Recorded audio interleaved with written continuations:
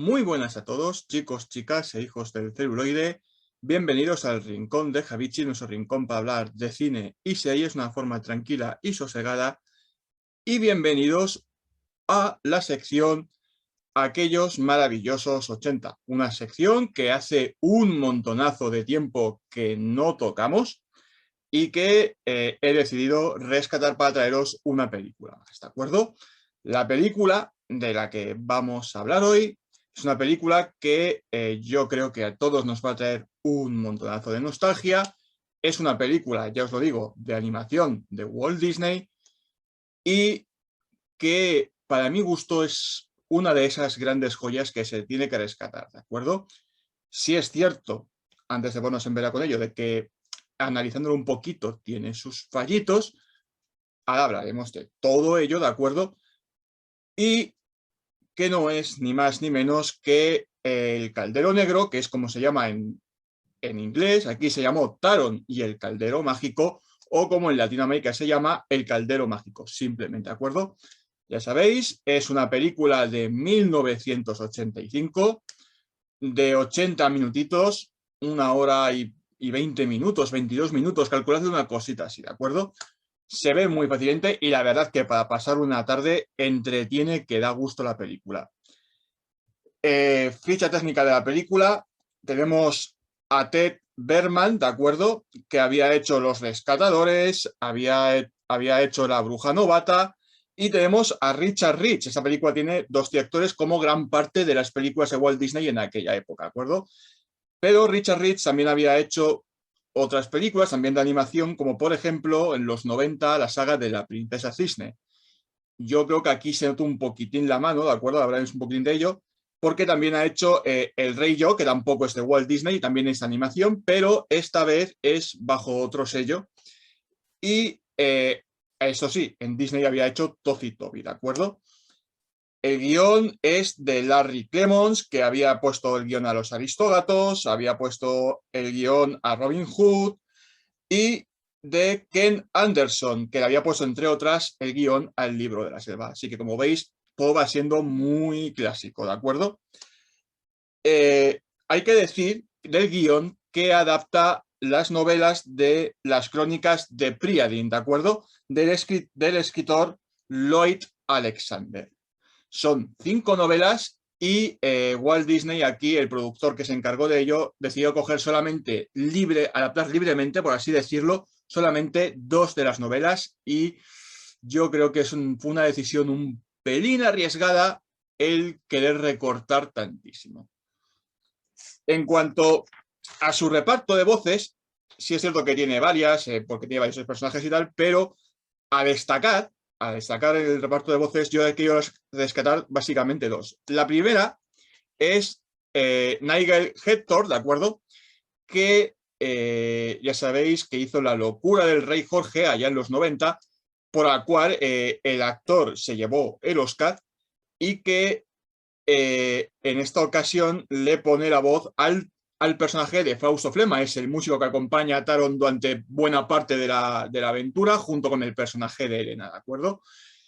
Y, por supuesto, y esto sí que hay que nombrarlo, el villano, que para mí es la gran atracción de esta película, es lo que hace que funcione de maravilla esta película, nuestro amo del mal, o amo de la oscuridad, que es como se llama este personaje, le pone la voz ni más ni menos que John Hurt, que es toda una leyenda y que ha hecho un montonazo de películas, entre ellas Alien, el octavo pasajero, si os acordáis, es al que le sale el alien literalmente por el pecho. Salió en Harry Potter haciendo de Ollivander, Los crímenes de Oxford, perdón, no de Oxford, o salía haciendo del líder Sadler en V de Vendetta, el villano, si os acordáis. Pero vamos, que junto a estas que os he nombrado un poquito por encima, ha hecho un montazo más y es todo una leyenda. Entonces, tenemos un peso pesado para ponerle la voz a este gran villano.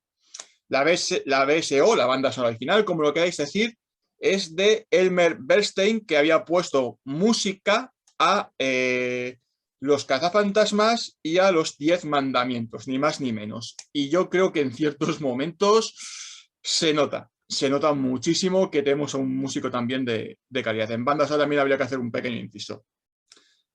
Bueno, esto es básicamente lo que es un poquito la ficha básica, ¿de acuerdo? La ficha artística de la película. Antes de meternos con el argumento o de meternos sobre qué me ha parecido la película y contaros un poquitín dónde acierta y dónde falla, hay que hablar un poquitín de lo que sucedió con ella, ¿de acuerdo?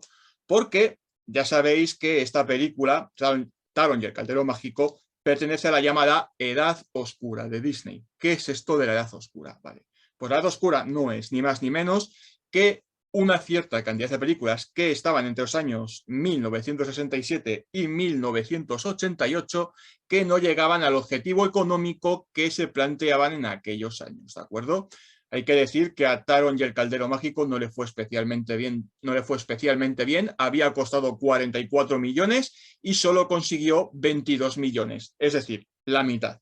Con lo cual, ni se plantearon continuar con ella. Así como otras películas que ya solamente por su tono y por el poco dinero que consiguieron las decidieron meter en esa lista y nos olvidamos de ellas, cerramos con un cerrojito y las tiramos al mar. Solamente hay una que sí que consiguió tener unos añitos después una secuela, que es Los Rescatadores, que entra también en la llamada Edad Oscura.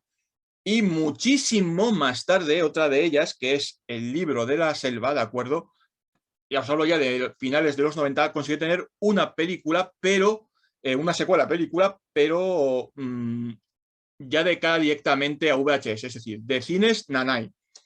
Y junto a estas dos también teníamos a Basil Super Detective, teníamos también Merlín el Encantador, teníamos a Robin Hood, unas películas que no te habrán llegado de pasta, pero tampoco andan malas y yo cuando era niño las disfrutaba un montón. Así que, en cierta medida, yo no entiendo qué narices pasaba con esta gente, ¿de acuerdo? Ya os digo que económicamente la peli no la fue muy bien y hay que decir que en buena medida es porque se querían distanciar, ¿vale? O sea, recordad que Disney siempre ha hecho películas de cara al público infantil y con esta película lo que intentábamos hacer es acercarnos más a un público más juvenil. No tan de niños, sino un poquitín más adolescentes, ¿de acuerdo?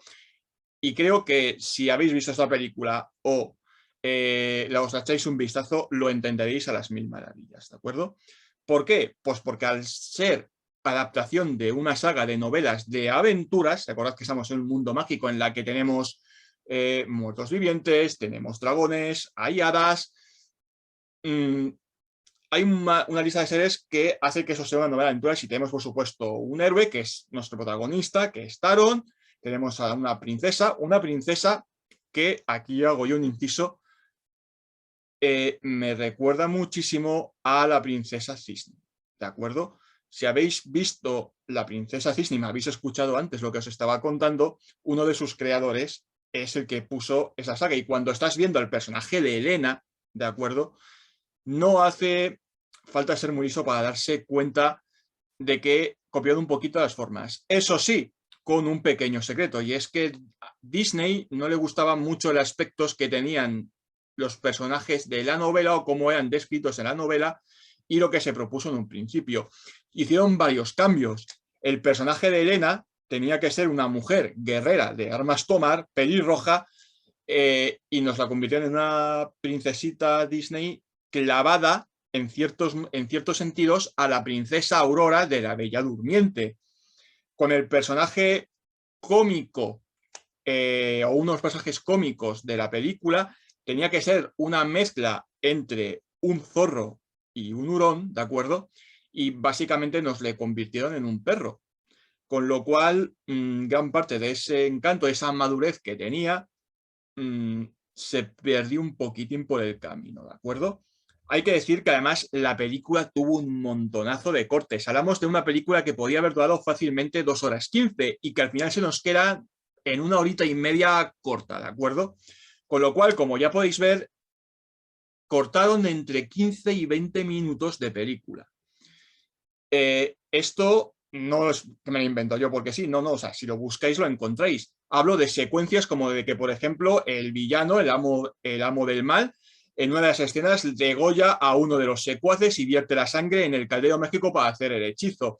En otra de las secuencias en las que estamos ya de cara hacia el final, veremos cómo los zombies se adelantan hacia unos soldados, pero lo que no vemos es cómo están alimentándose de ellos para poder resucitar y poder andar decentemente.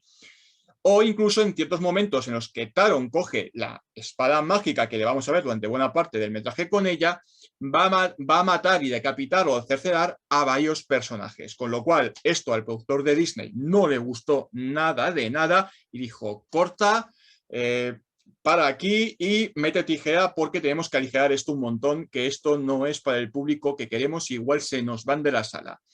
Así que hay que decir que en ciertos momentos se nota y también hace que baje un poquitín, ¿de acuerdo? Hay un momento en concreto, tú estás viendo la secuencia, te la cortan y no solo se nota en las secuencias, sino que como estamos con música, la banda sonora cambia de golpe y porrazo y tenemos otro tono. Con lo cual, una chapuza de aquí te espero. Ahora bien, una vez entrado ya en contexto y contaros un poquito lo que eran los pequeños secretos de esta película, que tampoco es que tuviera demasiados, pero sí que tenía esta leyenda negra sobre esta película, ¿de acuerdo? Para Disney una película básicamente maldita, la cual no deja de tener gracia, porque ahora estamos mirando a ver si podemos hacer una adaptación live action del Taron y el Caldero Mágico. Veremos si en serie o veremos en película, aunque a mí me gustaría más una buena serie para adaptar este compendio de novelas, ¿de acuerdo? De 5 novelas, yo creo que vendría mejor una serie. Vamos a ver un poquito de qué es el argumento, ¿vale? El argumento de la película, si ya la habéis visto, ya os lo sabéis, y si no, os lo contaré.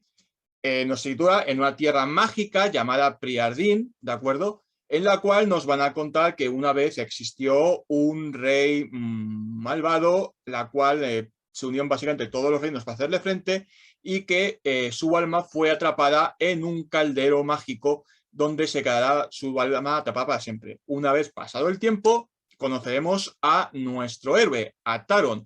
Taron es un muchacho que vive junto con su maestro, ¿de acuerdo? El cual se dedica a cuidar cerdos. Es un porquero y tiene que cuidar a la cerdita de su maestro, la cual tiene unos poderes mágicos con los que puede ver en un hechizo las preocupaciones y el futuro más cercano que se les real. En una de esas visiones, la cerdita mostrará al villano de turno, que es el amo de la oscuridad o el amo del terror, ¿de acuerdo? Y veremos cómo este personaje intenta encontrar ese caldero mágico o ese caldero negro en el cual fue atrapada este alma para revivir a su ejército de muertos vivientes, por así decirlo, y conquistar de nuevo la Tierra. Taron se tiene que poner en marcha junto con la cerda para esconderla y que no la encuentren, porque si no será el fin de todo Priardin. Le atraparán intentando rescatar a la cerda y una vez esté en este calabozo es cuando conozca a los personajes de Elena, la princesa Elena, y al personaje de Fausto, con los cuales iniciará una aventura y conocerá también a Gorgin, ¿de acuerdo? Que Gorgin es ese animal que os he contado antes, bastante cómico, que, bueno, a veces ayuda y a veces no, según conveniencia del guión, ¿de acuerdo? Y juntos tendrán que tener al amo del mal para que no se haga con este caldero mágico o al menos intentar destruir el caldero mágico y chafar los planes del villano. Este es básicamente el argumento de la película. Bueno, vamos a hablar de lo que es un poquito lo que me ha parecido las líneas generales de esta película, ¿de acuerdo? Ya sé cuando me ha parecido una mala película, de hecho, a mi punto de ver es un 7,5 fácilmente, 7,5, 8, ¿de acuerdo? Pero hay que hablar un poquitín de ello. Ya os he dicho que esta película adapta de forma muy libremente y cogiendo bastantes conceptos de aquí a allá de los 2 primeros libros de Lloyd Alexander, ¿de acuerdo? ¿Cuáles son? Pues adapta el libro de 3, ¿de acuerdo? Que es el primer libro, y luego coge el libro del Caldero Mágico. ¿Qué coge de cada libro? Bueno, pues toda la trama en la que Taron o Taran, que es como se llama nuestro personaje protagonista en los libros, ¿de acuerdo? Ya sabéis que los nombres también los cambiaron. Tiene que proteger a la cerda, a Gen, ¿de acuerdo? Eso pertenece a la primera novela. toda esa parte de la lucha de Taran por proteger a esta cerdita del rey Astado, que es como se llama en la novela y no como le pusieron en la otra, que es el rey del mal, el rey de la oscuridad, como la haya querido llamar, ¿de acuerdo? Bien, ¿y qué coge del Caldero Negro? Pues evidentemente coge al propio Caldero, toda la trama que es el Caldero Negro, que a su vez está atado a la parte que también vemos en la segunda parte de la película de las brujas, con lo cual nos lo cuentan de una forma un pelín libre y resumiéndonoslo mucho, con lo cual va a dejar también varios flecos. Además, hay que decir que hay personajes que les han cambiado y hay personajes que les han quitado, siendo bastante importantes dentro de la trama para que el personaje pueda avanzar satisfactoriamente, ¿de acuerdo? Por ejemplo, y para que hagáis una idea, el Rey Astado, que es el villano final de esta película, no es el villano final de lo que son las novelas, es un intermediario que trabaja para otra persona, es ese personaje que al inicio de la película nos están contando su historia y que pensábamos todos que iba a tirar por ahí para que luego de ese giro y digamos, ¿qué está pasando? Este no es el villano que me has vendido al principio y te ha sido otro. Que el villano funciona muy bien, porque es puro terror y funciona a las mil maravillas. Pero me has quitado un personaje más importante que podía haber tenido mucho más peso a la historia. Y además han quitado ciertos personajes que en las novelas sí que aparecen, que va a hacer evolucionar el personaje de Taron. Porque como ya os he dicho, hay momentos en los que Taron es para darle un par de leches, ¿de acuerdo? Ahora lo vemos en personajes, pero que os sepáis. Entonces, si me quitas a este villano y me quitas a más personajes que van a hacer evolucionar moralmente al protagonista para que tenga un viaje del héroe adecuado, pues se queda un poquitín así, ¿de acuerdo? Más cosas del guión. Ya os he dicho que deja flecos. Deja flecos tanto con personajes como con objetos, ¿de acuerdo? Hay cosas en el guión que no se explican y hay personajes que desaparecen. Por ejemplo, ya que estamos con el tema del guión, la espada mágica. La espada mágica se ve que el personaje de Elena sí que lo conoce, y porque cuando le ve a Taron dice, ¿de dónde has sacado esa espada? Que me suena bastante, y es cuando Taron le dice, no, si se le ha robado a ese pobre hombre que no lo va a utilizar más porque está muerto, y es cuando te explican un poco que tal vez perteneció al anterior dueño de esa casilla, es decir, Elena o Eowyn, que es como se llama el personaje en los libros, sí que conoce esa leyenda. Taron no, pero ella sí, y aquí nos obvian ese punto sin darnos una explicación de dónde sale esta espada, siendo solamente un elemento de intercambio para llegar al final de la película, ¿de acuerdo? Más cosas, el tema de los poderes de Gen. Al principio nos están diciendo de que la Cerda tiene poderes. ¿De dónde saca esos poderes? No nos lo explica en ningún momento. No hay explicación alguna que de dónde han salido esos poderes de la Cerda. No hay por dónde agarrarlo. Entonces, es una pena que por detalles como estos haga perder algún que otro punto. En cuanto a personajes, ¿vale? Vamos a nombrar los más importantes para que veáis también de dónde os decía que venían otros flecos. Por un lado tenemos a nuestro protagonista. Tenemos a Taron o a Taran, como le queréis llamar, ¿de acuerdo? Al principio nos dicen que es un chico que se dedica a cuidar cerdos y cuyas aspiraciones, pues evidentemente es salir de esa vida y convertirse en todo un guerrero o en un héroe. Esto es algo que lo vamos a ver reflejado en diferentes escenas, ya no solamente cuando está jugando con Gen y con la cabra que tiene el personaje de Dolben, que es su maestro, ¿de acuerdo? Sino con las alucinaciones que tiene cuando se está mirando reflejado en el agua y se está viendo a sí mismo como un guerrero y es una del... Se te va a escapar el cerdo, chico. Como no dejes de mirar el agua e imaginarte cosas bonitas, lo vas a tener bastante complicadete. Y bueno, gracias a esa escena, pues te podemos decir que avanzamos un poquitín en lo que es la trama, ¿de acuerdo? Taran, hay que decir que a mi punto de ver es un personaje que de vez en cuando, lo he dicho antes y creo que lo voy a repetir ahora, o sea, necesito un par de golpes porque de no ser por otro personaje, hay veces que le cuesta seguir, ¿no? Hay veces que cuando le tienen encerrado es una de él, pero haz algo, no quería ser ese gran héroe y de no ser por el otro mensaje que es justo el que viene ahora, no avanzaría y no llegaría. el siguiente personaje que os hablaba, evidentemente, es Elena. Elena es la que hace que avance en gran medida la trama. Es la que obliga al personaje de Taron a madurar un poquitín. Porque como ya os he dicho antes, es que hay veces que es para matarle muy fuerte. La escena en la que está en el castillo Taron, ¿de acuerdo?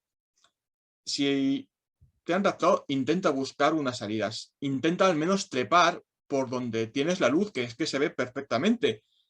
Y no es hasta que llega Elena cuando cuando al final se anima a seguirle. Que por cierto, es ella la que se lo dice, le dice, vente conmigo y hasta él está dudando, ¿puedo irme contigo? Pero acaba de decir, vete con ella. Hay que decir en contra de Elena, ¿de acuerdo? Que nos da un poco desarrollo del personaje. Es un personaje que se nota mucho que les importaba poco, les interesaba hacer una princesita, que es curioso porque luego Disney se desentendió de ponerla como princesa Disney, diciendo de que no era su rollo, es una de él. Y entonces, ¿por qué dices que es una princesa, macho? Y nos cuentan 3 cositas, ¿no? O sea, la primera cosa que nos cuentan es que el rey Astado, o el rey del mal, como le queréis decir, la ha raptado de su reino porque la lucecita que lleva, ¿de acuerdo? Le puede decir dónde está el caldero mágico. No nos cuentan nada más, pero nada de nada. Y es una del, hombre, explícame ciertas cosas, dime de qué reino viene, puede tener alguna repercusión al personaje, pueden ayudar en la trama, vais a expandirnos esto un poquito más y no se molestan. Entonces, aunque sí que tiene mucha importancia, primero, por ser la que mueve en gran medida la trama de la película y segundo, por ser el interés amoroso de Taron, que no te lo muestran hasta ya básicamente la parte final de la película, pues bueno, pierde un poquitín el personaje. Aún así, me parece que es de lejos el mejor personaje que tiene esta película, porque sin ella Taro poquito puede hacer, ¿de acuerdo? Estaría bastante perdidito. Luego, más personajes que tenemos a Fausto. Fausto es, ¿cómo decirlo? Es el pegamento del grupo, ¿de acuerdo? Mirad bien que todas las escenas que hay entre Taron y Elena al principio se están dando de cacharrazos, ¿de acuerdo? Una vez salen del castillo es cuando empieza Taron diciendo que todo esto ha sido mérito mío, hemos salido de aquí, y es cuando Elena coge, ¿qué narices dices? Si no hubieras encontrado esa espada, gracias a mí, que ha sido el que te ha sacado de esa maldita prisión y te ha hecho moverte por todo el castillo. El que te ha salvado he sido yo, tú solo has tenido el golpe de suerte de encontrar la espada. Con lo cual discutirán y el único que intentará tener cabeza en este trío de 3 será el personaje de Fausto Plama, que es el que ya dejaos de pelearos, no sois aliados, vais a tener que ayudaros el uno al otro si queréis sobrevivir a toda esta situación que se os está presentando. Como queréis ir cada uno por vuestro lado, es que os van a caer leches por todos sitios. Entonces, estos 2 tontainers funcionan bien por este personaje que es el que finalmente les une para que hagan fuerzas contra el mal, ¿no? Porque si no, lo siento mucho, pero poquito podrían hacer. Y luego, para terminar de finalizar este grupito de 3, tenemos, por supuesto, al personaje cómico, por así decirlo. El personaje cómico que luego va a tener importancia hacia el final, que es el personaje de Gorgin, ¿de acuerdo? Personaje que durante buena parte de la trama está siguiendo a Taron y hay veces que nos va a resultar un poquito cansino, un poquito coñazo, plomo. Hay veces que es más una carga que una ayuda y que lo único que quiere es básicamente un amigo. Él mismo nos lo dice en varios momentos de la película que lo único que quiere es que Taron sea su amigo y como Taron es tontainer y medio, pues no sabe ver que tiene ahí a un aliado, un amigo, que le puede echar un cable, lo que pasa que eso sí, hace un poquito las veces de pícaro, ¿de acuerdo? Sabéis, este personaje en los juegos de rol que se dedica a robar un poquitín y a subsistir. Y lo podemos ver claramente reflejado en el momento en el que básicamente le va a quitar la manzana o incluso cuando hay peligro, si veis, se queda un poquito atrás, un poquito azorado, diciendo que ni de leches va a entrar ahí, lo cual le otorga puntos de inteligencia porque es una del tonto no es, sabe lo que hay ahí y le da cosita entrar, y normal. Porque cuando uno está viendo dónde se van a meter, es una del mejor no sigas, macho. Más cosas. Digo que es interesante hacia el final porque el personaje cambia, ¿de acuerdo? Es decir, deja de ser el personaje plomazo y no es hasta la parte final que se nos va a convertir en un sacrificio, con toda la parte del caldero negro, ¿de acuerdo? Es al final, se lo dicen las propias brujas, la única forma que tenéis de destruir este artefacto es vertiendo vida dentro del artefacto. Es un artefacto que lo que hace es devolver a los muertos y para ir todo en contra tenéis que meter a un ser vivo. Con lo cual, Taron está dispuesto a hacerlo, único momento en el que tiene algo de valentía el personaje, y Gorgin le dice que, Nanai, tú tienes amigos, tienes a Helena, tienes a gente que se preocupa por ti, pero yo no tengo ninguno. Con lo cual, adentro y a perder la vida. ¿De acuerdo? Y luego, en el lado del mal, hay que mencionar, por supuesto, al Rey Estado o al Rey del Mal, que para mí sigue siendo el personaje que mejor funciona. O sea, Helena funciona muy bien y del grupo de los héroes es el que mejor funciona, ¿de acuerdo?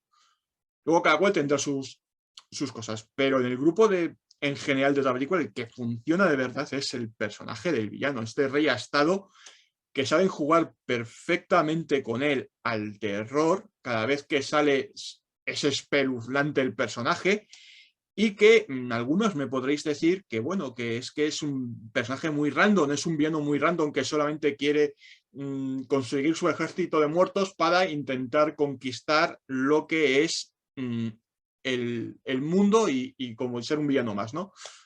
Pero es que mira lo que estamos jugando al mal por el mal. Es decir, no es un villano como por ejemplo pueda ser Jafar o pueda ser Gastón o pues no.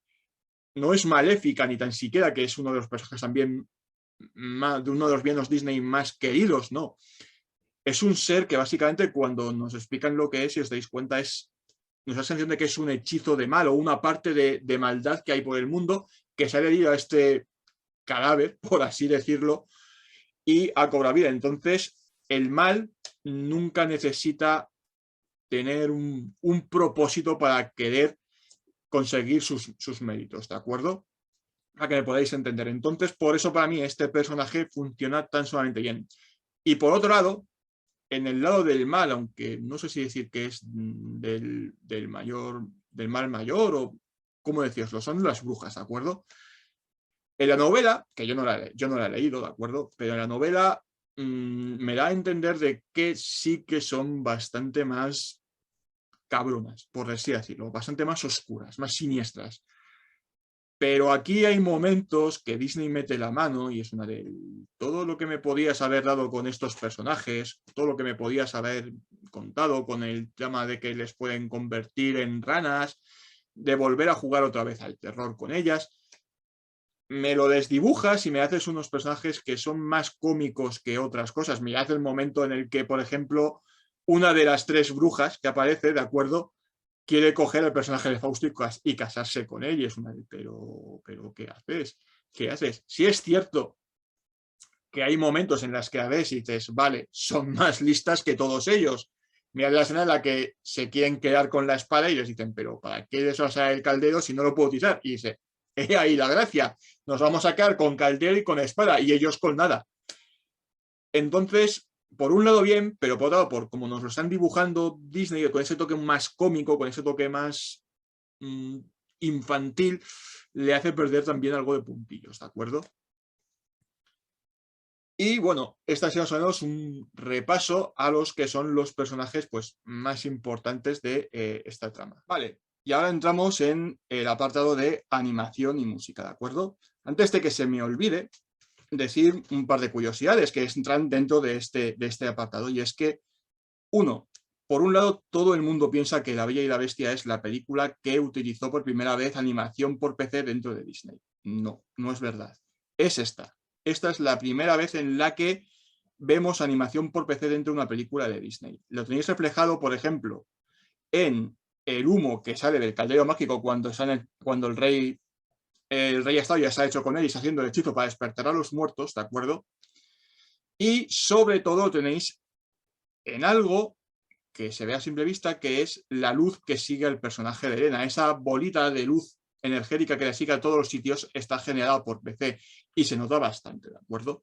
Así que ya sabéis. Y la otra curiosidad es que, como habéis visto todos los decorados de terror, tanto cuando llegamos al escenario de Mordu, que es la donde las brujas, cuando estamos en donde el rey del terror, toda esa parte de animación contó ni más ni menos que con un señor que luego llegó a Disney más tarde y que hizo cosas como, por ejemplo, Pesadilla antes de Navidad, que no es ni más ni menos que Tim Burton.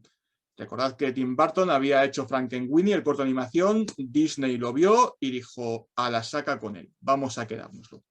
Entonces, por eso toda la parte de terror funciona tan sumamente bien.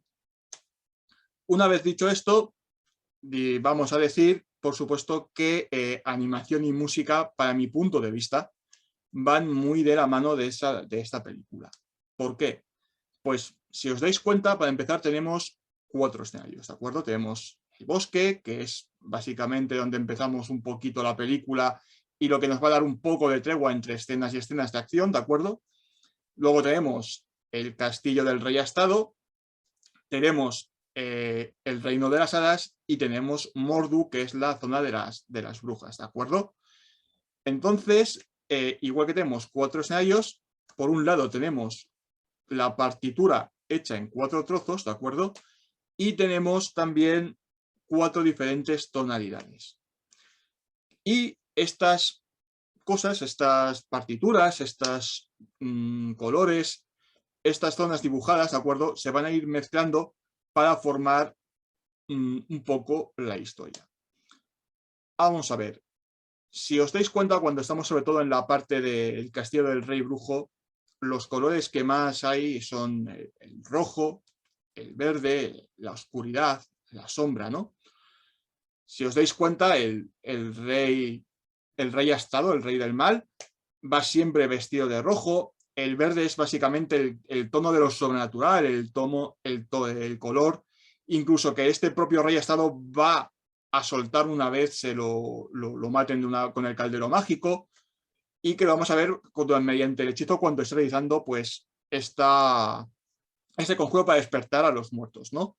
La oscuridad, hay una escena que es magnífica, a mí me encanta, que es cuando está obligándole, por ejemplo, a Tarón a que le diga a que obliga a Gen a que le muestre dónde está el caldero. Mirad cómo utilizan la oscuridad para hacer que el rey Astado vaya creciendo en tamaño cada vez más, casi hasta cobrar 2 cuerpos más de lo que es Tarón y le logre asustar. O sea, es una escena que juega claramente al terror y le sienta de maravilla, ¿de acuerdo? Pero antes de todo esto, estábamos en el bosque y si os dais cuenta en la secuencia en la que aparece el personaje de Gorgin, se puede ver perfectamente porque estamos con colores naturales, colores muy poco cargados, ¿de acuerdo? Y que van a ir decayendo poco a poco hasta que le vaya siguiendo al castillo de el rey Astado. Mirad la fotografía de cuando está Gorgin diciendo más vale que le siga porque si no, no va a escapar de ahí jamás. Cómo se cierne el color rojo del cielo hacia el propio personaje para darnos ese tono casi de tragedia griega, por decirlo de alguna forma, ¿de acuerdo? Para explicarnos de que básicamente se va a tener que sacrificar. Y nos lo está contando con una fotografía. Pero cuando vamos a Mordu pasa básicamente también lo mismo. Salimos de la zona del Reino de las Hadas, que hemos estado todo el rato con unos colores amarillos para mostrarnos la magia de estos personajes, colores más alegres, están bajo el agua, entonces hay azules, están los colores todo el rato de las ropas de diferentes personajes, el amarillo para este polvadas que recuerda muchísimo a Campanilla de Peter Pan, si os dais cuenta, en el momento en el que salen volando por la magia de estos personajes, y a nada que avancen un poquitín, ¿de acuerdo? Se va a ir haciendo cada vez más oscuro, más oscuro, más oscuro, hasta que lleguemos un momento, una vez ya tengan el caldero y las brujas hayan ido con la espada de Tarón, que si os dais cuenta, estamos completamente a oscuras, con cielo de tormenta, y va a pasar la catástrofe para que lleguemos a la zona final, que es cuando vengan los esbirros del rey Astado y se los lleven de nuevo al castillo para la batalla final. Entonces, lo sabe mezclar todo eso muy bien. Y con la música pasa igual. O sea, si os dais cuenta, con estos 4 temas nos van componiendo todo lo que es la banda sonora. En ciertos momentos tendremos a músicas alegres, pero dependiendo de la zona que os acerquemos, será más oscura, será más cargada y con un rollo terror, ¿no? Por decirlo de alguna forma. Pero igual os digo, igual estamos en una escena en la que la música es claramente de acción porque estamos a lo mejor en una persecución y de pronto Taron hace con la espada algún tipo de hazaña y nos pondrán un tono más heroico dentro de lo que es la partitura. Con lo cual hay variaciones dentro de toda la película que van a ir acompañando a las animaciones y a las zonas en las que estén. Bueno, chicos, pues llegó la hora de las conclusiones finales. Conclusión final. Como adaptación, deja bastante que desear de las novelas, ¿de acuerdo? Pero sí que funciona bastante bien a nivel película. Si no habéis leído nunca las novelas y no sabéis de qué van, lo podéis ver tranquilamente con el chaval pequeño. No eso sí, igual necesita que estéis con él porque hay momentos que son bastante oscuretes y se puede achantar un poco de todo, sobre todo si son muy pequeños, ¿de acuerdo? Pero se deja ver maravillosamente.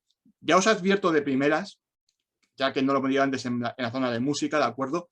No hay ni una sola canción. Es decir, no os esperéis que aquí tengamos canciones rollo El Rey León, Aladdin, La Bella y la Bestia, Frozen. No hay ni una sola canción, ¿de acuerdo? Yo creo que, volviendo un poco a la zona musical, que es que si hubiéramos metido aquí canciones, la hubiéramos pifiado del todo y hubiera perdido gran parte de su eficacia esa película, que por otro lado es lo que le hizo perder también bastante puntos de cara a un público más infantil o incluso de otro tipo de público, ¿no? Entonces, bueno, pues haceros la idea, es una historia épica y evidentemente no podían meter ningún tipo de música, ¿no? Ningún tipo de, sobre todo de canción, no música, canción. Decir, como os estoy diciendo, que como película funciona, siempre y cuando sepáis lo que vais a ver. Y, bueno, mi nota sobre esta película es un 7,5, 8, ¿de acuerdo? Tiene sus fallos, pero ¿qué película no tiene fallos? Ninguna película es perfecta. Entonces, para mi punto de vista, bajo todas las circunstancias que tuvo, es una joya de película que funciona muy, muy bien y que se puede ver perfectamente, ¿de acuerdo? Pues nada, chicos, hasta aquí el vídeo de hoy. Espero que os haya gustado. Si es así, ya sabéis, dadme like, suscribiros si no estáis suscritos, comentad qué os ha parecido la película, si la habéis visto, si lo vais a ver con los chavales pequeños para que tengan una película más que ver. Cualquier cosa que me comentáis, incluso si os habéis leído el cómic, que hay cómics de esta película, o incluso os habéis leído las novelas, me gustaría saber también vuestra opinión de qué es lo que hizo Disney con esta película. Y como siempre os digo, espero veros dentro de muy poquito, chicos, y nos vemos en el siguiente vídeo. Hasta luego.